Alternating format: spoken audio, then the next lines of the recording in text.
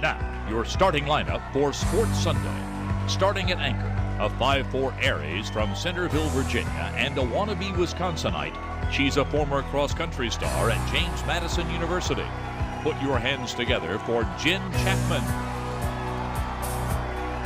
Also starting at anchor, a 6-foot Leo from Birmingham, Alabama. He's got a degree in graphic design from ITT Technical Institute.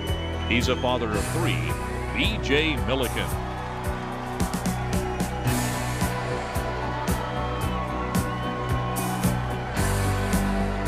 This is Sports Sunday.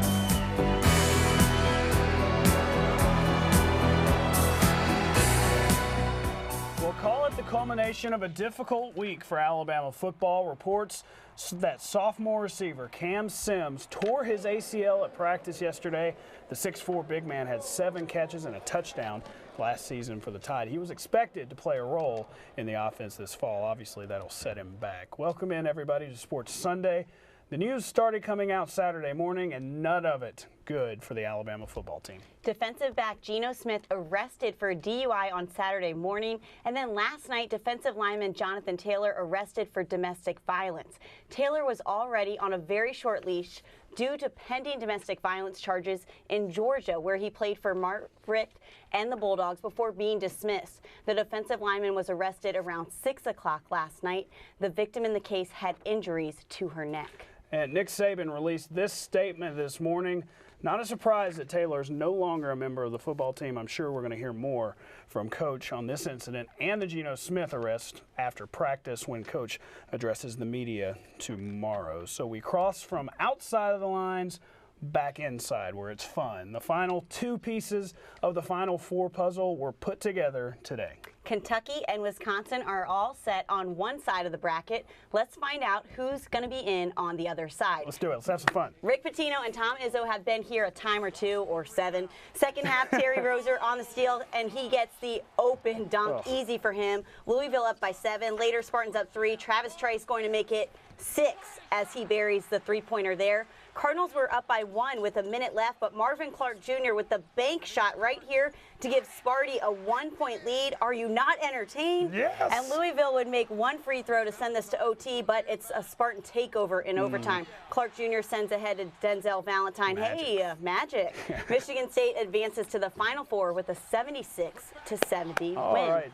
Sorry, I'm all over One's in. There you go. There you go. Who the Spartans play? Duke facing Gonzaga. Things going right for the Zags. Hot potato. Finally ends up in Byron Wesley's hands. He gets the hoop plus the foul. Gonzaga feeling it. But Duke gonna Duke.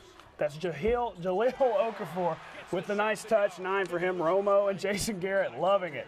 Then the dagger. Under 3 to play. Justice Winslow. Justice for everyone. Drains the 3. 16 for him. Coach K going to his 12th Final Four, tying John Wooden for the all-time record. So here it is.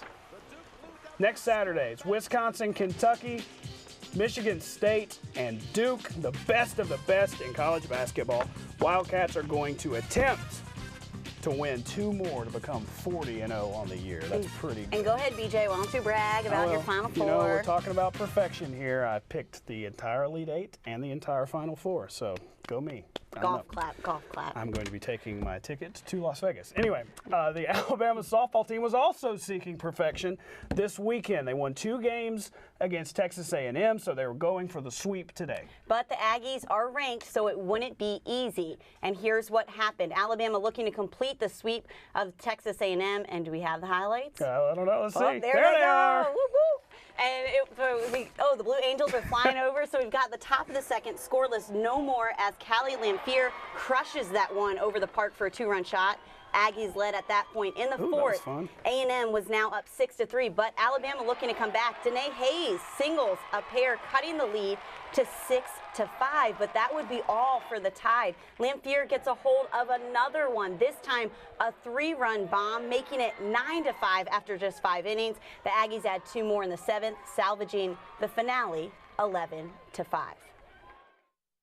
The Alabama softball team wrapped up their weekend series at home against the Texas A&M Aggies Sunday afternoon, and were looking for the sweep, but unfortunately dropped the final game of the series 11-5. To come out and lay an egg on the last day is really disappointing, especially when you have 3,000 people, just ready to cheer for you, and we just couldn't. You know, our starting pitching wasn't very good, our relief pitching wasn't good, our defense wasn't good, and we didn't make enough adjustments on hitting. So it was pretty much an 0 for day. Despite dropping Sunday's game, Alabama still won the series, and the upside for the team is that the bats are starting to get hot. I think it was important for us to win the series, especially being at home. And I think our offense really came alive on Friday and Saturday. Unfortunately, I don't think it really was the case for today's game. You know, we put up 6 runs, so you can't say your offense was completely dead. I wish we would have, you know, scored a little bit more. They score 11, we got to score 12. But overall, I think the series was a good platform for us. Well, the Georgia Tech midweek was good. Friday, Saturday was real good. I think we had 8 hits today. We just didn't put them together, you know, like they did. When you score 4 runs and 3 in an inning, it's a big difference. The Tide will conclude their homestand with 2 weekday games, Tuesday against Mississippi Valley State and Wednesday against Southern Miss, all before traveling to the Bluegrass State for a weekend series with the Kentucky Wildcats. Reporting at Rhodes Stadium, I'm Andrew Clare, WVUA Sports. 9th-ranked Alabama tennis taking on 10th-ranked Vanderbilt. The Bama ladies took the doubles point, winning all 3 doubles matches, but ultimately they fell 4-3 to Vandy with only 2 singles wins. Those came from Danielle Spielman and Maya Jansen, who was a returning NCAA champion. Emily Rutliff fell to 12th-ranked Sydney Campbell. So the Sprint Cup guys were racing at the track today known as the Paperclip. That's right, the Paperclip in Martinsville, Virginia, your home state. Close quarters there. They're really close. It's actually pretty far from where, but okay, well, go it's ahead. your home state. Come on. Joey Logano was on the pole for this race. Ryan Newman started second. He was looking for his 2nd career win at the track, but it was Denny Hamlin battling Brad Keselowski on the final lap. He got a little left tap right there, but Hamlin hangs on for the win at his home track. The Virginia native, just like you, takes home the grandfather clock. Look at that. Best trophy in all sports. So now he's always going to know what time it is or something like that. And to the final round of the Valero Texas Open, Jimmy Walker, a San Antonio native, came in with the lead. Here he is on 16. He knocks down the long birdie to get him to 10 under for the tournament. He had a 4-shot lead, and he wraps it up here before getting mobbed by his kids at the very end and his wife. Got him. And congratulations to Jimmy. Still, we have more to come on Sports Sunday, a very active day on Saturday in the college coaching carousel. That's right. We're going to hear the latest on Alabama's pursuit of Wichita State's Gregg Marshall, and we'll welcome in Jen Bates of KWCH in Wichita. Tells us what she's hearing on the ground out there. Does Bama have any shot? We'll tell you. It's next. It was one of the first names to crop up when Alabama fired Anthony Grant 2 weeks ago. Wichita's Gregg Marshall has been firmly in Alabama's crosshairs, but things got hairy on Saturday when Texas let go of Rick Barnes. The Longhorns want Marshall as well. So it could turn into a bidding war between 2 powerhouse programs with very deep pockets. That's right. And to discuss that now, we bring in Jen Bates. She's a sports anchor at KWCH in Wichita, Kansas. Jen, Gregg Marshall has turned down big jobs before. What makes this situation different, and can Bama or Texas pull Gregg away? Well, Gregg, you know, he's very much a believer in the grass is not always greener. And if you just come at him with money, he'll balk at that every time. Gregg didn't come from a wealthy family. He didn't come from a coaching pedigree. He didn't come from any sort of blue blood background whatsoever. So if you pay him $500,000, he thinks he's dead. So the money can't be the only thing you bring. The thing Gregg wants is competition and the ability to be the best year in and year out. And you see that a lot in his players. You look at Wichita State's team, these guys weren't highly recruited. These guys aren't McDonald's All-Americans.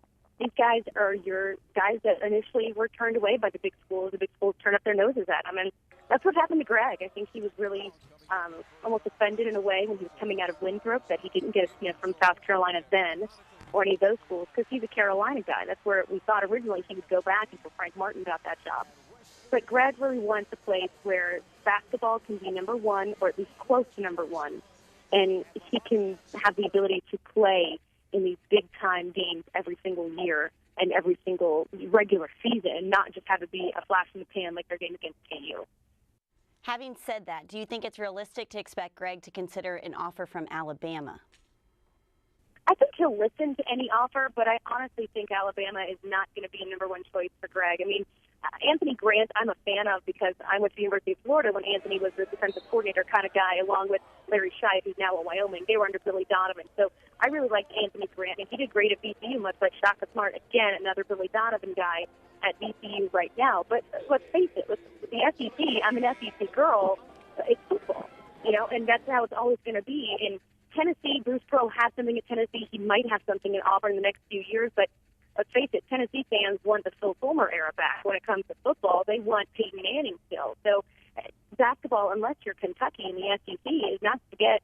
It's just dessert at all. Billy Donovan had a great run, but even now, Billy Donovan's down. So, it's kind of.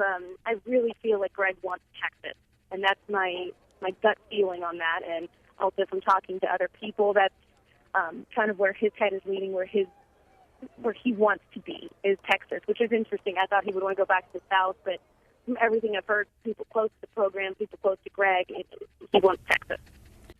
And regardless of what he decides, what's the timeline look like, and what's the latest that you're hearing? Well, we're doing the whole flight tracking thing today. There's a flight coming in from Austin around 5:30 Central Time to Jabara Airport, which is a private airport here in Wichita. I think if it is a thing with Texas, that it will be done this week, no later than this week if it's going to happen. Maybe in the next few days, but definitely by Friday. If it's going to happen, it's going to happen by Friday. All right, thanks, Jen. Definitely an interesting week ahead. Shaka Smart also considered one of the top candidates there. We'll be back next with our favorite things on Sports Sunday. Stick around. We're back on Sports Sunday. There aren't many stories anywhere better than this one. It's time for our favorite things. And this week, it is that smiling face right there. Leah Still, the daughter of Cincinnati Bengal Devon Still, got some great news this week. The originator of the hashtag Leah Strong on Twitter is now cancer-free. The 4-year-old is officially in remission. Devon Still said that Leah will still need more treatments to make sure the cancer doesn't return. But it's great news for that little girl. And so with such great news and a great story, that is what we're going to end our week on and what you get to start on for the next week. Absolutely. Thanks so much for watching tonight. Don't forget to tune in tomorrow at 5, 6, and 10. Gary Harris bringing you the comments from Nick Saban's post-practice press conference. Good night, everyone.